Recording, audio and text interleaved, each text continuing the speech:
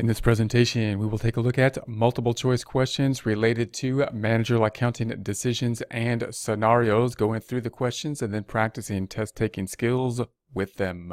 First question, produced 10,000 units, variable costs are $8 per unit, overhead assigned is $3 per unit, a supplier offers the units for $10 each, incremental overhead is $1 per unit. We should either A, continue making the units because the two options are even, B, continue making the units because it is cheaper, C, buy the units because the two options are even, D, buy the units because it is cheaper, or E, either option has the same benefit.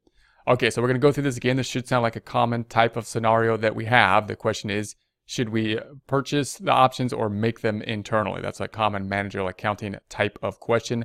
I'm going to pull this out in Excel. And again, even if you're going to take a multiple choice question where you can't use Excel, you might want to use Excel with just to format your questions, to format the tables a little bit faster than you could do by hand. And then visualize, once you have the table visualized, then you can manipulate it by hand as well. Okay, so let's try to break this information down, and our question is, should we purchase these or make them internally? So if we look at the cost per unit, we're going to say that the variable costs, I'm going to say, all right, variable costs are $8 per unit, and the overhead assigned is going to be the $10 per unit. Now right there, I'm going to say, oh, overhead. And the question, of course, is, well, does overhead have a fixed component and a variable component? Because I would think if you were to add these up, that we would have $18 for us to make them. So the supplier says they can do it for $10, which of course is a whole lot cheaper than the $18 that we have. But we're going to say, it then says that the incremental overhead is $1 per unit.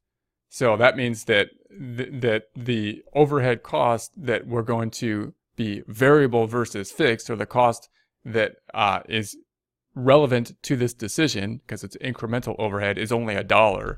So if we pull out this same $8 and we say this is only $1, then our cost is really only $9. In other words, the other $9 were just applied to the unit cost. They're fixed, or they're not costs that would go away if we no longer produced these units internally.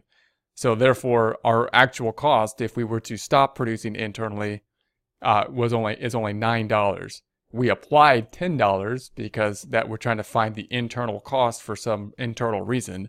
But if we stopped making them internally, we would only basically be saving on the $9. Those would be the relevant incremental income here.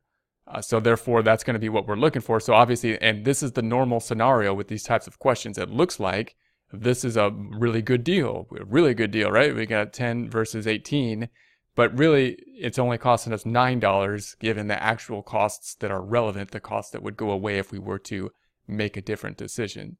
So we don't want to do it. We want to continue working internally. Let's look through that. Once we have that, of course, we can go through this and pick up the correct answer. Continue making the units because the two units are even. No, they're not even. The two options aren't even. Continue making the units because it is cheaper. And that's basically what we want to do. It's cheaper to create the units or make them internally, even though it doesn't look like that is the case. And again, common scenario, common outcome for this type of question. Next question, 1,000 units that cost $215 each to produce. Each unit can be sold as is for $321 or processed further. The cost to process further is $80.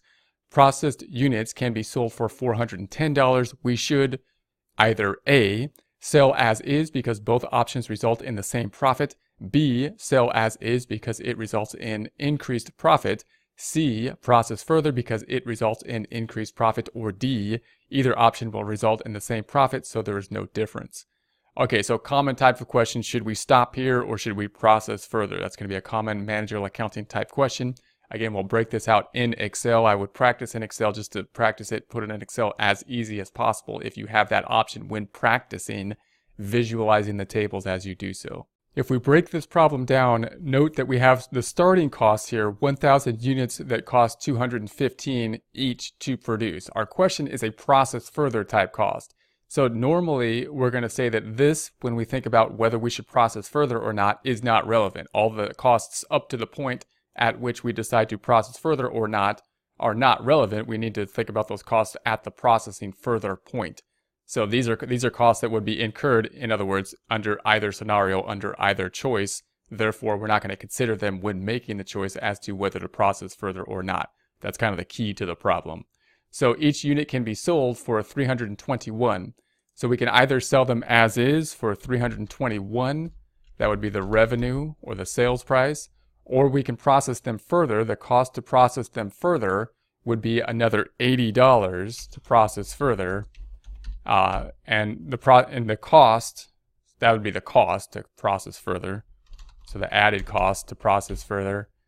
And the process further units can be sold for $410. So this is where we are now. This is to process further. If we subtract the two out, obviously the revenue would be higher, but so would the costs. And then if we were to say revenue minus the costs, we would say, all right, revenue minus the costs. It looks like the 330, if we process further, revenue minus the cost is going to be higher than the 321.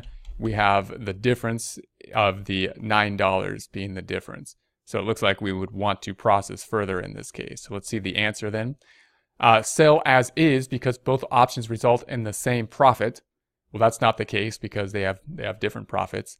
Sell as is because it results in increased profit. And that looks like, no, actually we want to process further. That's not the one. And then C says process further because it results in increased profit. That looks like the one we want. And then D says either option results in the same profit, so there's no difference in the two options. And it looks like C is the one we're looking for here.